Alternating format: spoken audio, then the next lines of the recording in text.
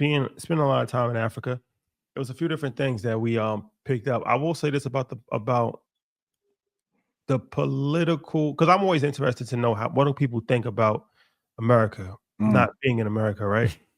And it was some interesting consensus. Of course, nobody thinks the same, but we're talking to pretty high level people, especially people in government, and a lot of people said similar situations where they said Donald Trump. They said we're going into investments. my brother, my black brother. So unless we're going back to Africa tomorrow, we live. Remember, there's no edit. Yeah, we are live now. We live in the flesh. I don't think it's surprising. I think people could assume. This is what they said. The thought process. They said that Republicans are usually more welcomed on the continent because they're hands off. They have a hands off policy. So they was like, you know what? Like, we can just deal with the hands off situation because it's like, just let us do our thing. They said the Democrats are more stifling, and they want to help in the gaze of interference. So a lot of people was actually there's a lot of pro-Trump sentiment. I don't know if it was pro. I was. That's straight with the mighty MAGA today, Rashad. Hold on. Yeah. Not. I think they were understanding of why he's in the position he's in, but it was also a disbelief of the uncertainty that we face. And why are we still there if there's all this uncertainty? Why are you why are you investing in a place? Why do you continue to be in a place where there's all this uncertainty and it doesn't look like it's going to change? But they're definitely pro-Trump. I wouldn't put that on. They had a rally for him last time when he lost the election. They had a Wait, who had a rally? Which country? Because we're in a few countries. The country shall remain nameless. Not important. But the bottom line is that the thoughts was the tariffs. They said, tariffs not gonna hurt us anyway. They said, you ever hear tariffs on any African countries? Like, they was like, the tariffs ain't gonna hurt us anyway. It was like, we rather have somebody, at least we know this is what we're gonna have for 4 years. Y'all gonna stay out of our way. We're gonna be able to just operate correctly. Fine. We're good with that. But they was like, when the other side got in, then it's like, oh, y'all coming over here, y'all trying to do this, y'all trying to do that, you're meddling in things. Interesting global perspective.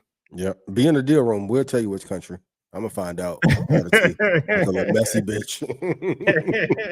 I'm gonna let you know right away. So if y'all go there, what they had a rally for him? What? 2016? Yeah, that's crazy. One of these things, one of these things. But I will say this too. Another thing that's very interesting is that people talk about the minerals in Africa, and obviously that's been well documented. But they said what's even going to be worth more than that in the next 50 years is vegetation and cattle and livestock, like farming, which is interesting that Khalif has a farm. The farming industry in Africa that's already big, but it's going to go crazy. Africa, I'm speaking about Africa as a continent because it's all over, right? Yeah. But Sub-Saharan, there's a need for vegetation in the world.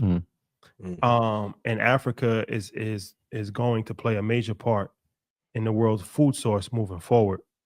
And that's something that people have already started to pay attention to. Yeah. And that's not being talked about enough. But mega farms, like thousands of what they call hectares. A hectare is 1.5 acres. Yep. So you're seeing people buy 300 hectares and 400, 500 hectares and growing everything from fruit, vegetables, tea farm. We saw acres and acres of tea. I never saw a tea farm before. Yeah. They had tea farms in Kenya. You gotta, so like Kenya is very unique in the sense of its elevation, and especially around Nairobi and surrounding areas. The soil, how fertile it is, obviously the temperature, the rain, the volcanic ash that helps.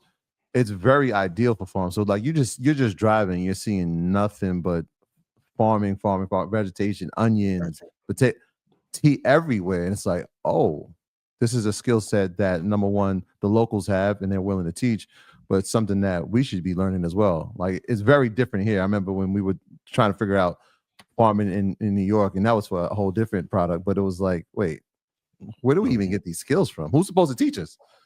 You know what I mean? It's very different. I'll say this too about the farming thing.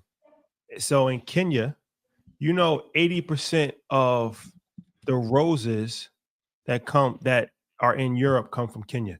So they said during Valentine's Day this year, it's so many roses that go from Kenya to Europe that they have a private airport just for roses. That's crazy. Just for roses. 80% of the Valentine's Day roses in Europe came from Kenya.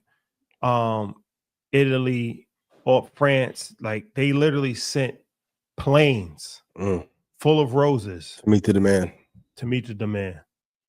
For all you love bombing. Who even thinks about something like that, right? Like who knew? The businesses that are most lucrative are ones that are hidden and no one really talks about. It's just happening. FBO for roses is crazy. They have their own airport for roses.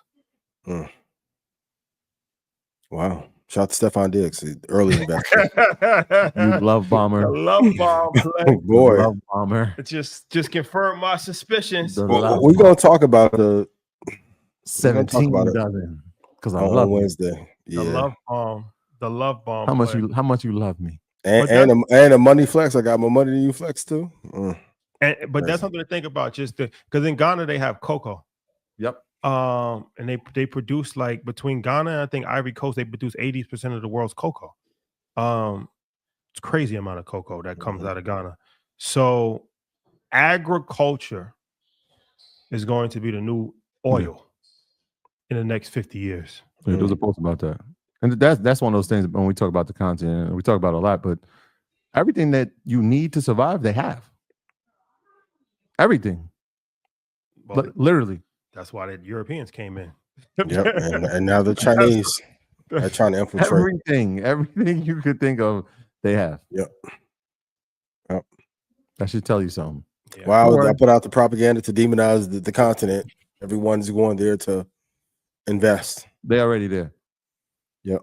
They're already there. Heavy. Shout out to everybody that purchased You Deserve to Be Rook. You Deserve to Be Rich. Yep. Barnes and Nobles released their top books of 2025 so far, and You Deserve to Be Rich was on the list. That's fire. How to make you feel? You ain't gonna smile?